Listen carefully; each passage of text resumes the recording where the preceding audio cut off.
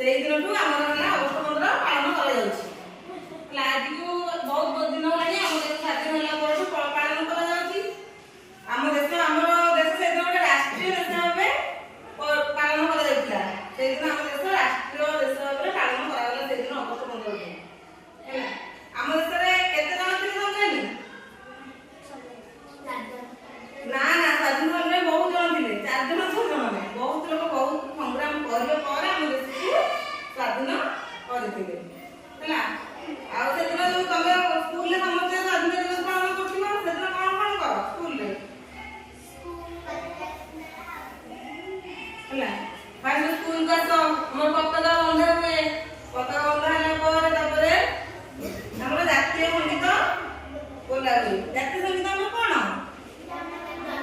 ଜନଗଣ ମନ। ଜାତୀୟ ସଙ୍ଗୀତ ବୋଲା ହୁଏ, ତାପରେ ପତାକା ଉତ୍ତୋଳନ କରାହୁଏ। ପତାକା